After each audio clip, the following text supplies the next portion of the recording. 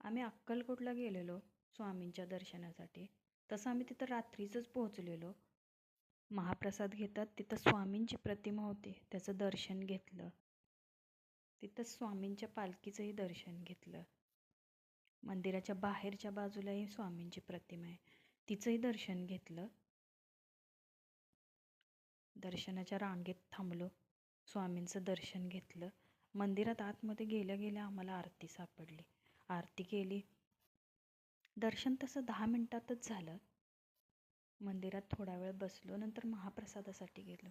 महाप्रसादही इतका छान होता. महाप्रसादात भात, भाजी, रस्सा, चपाती, शिरा होतं.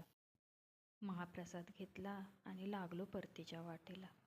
जय श्री स्वामी समर्थ.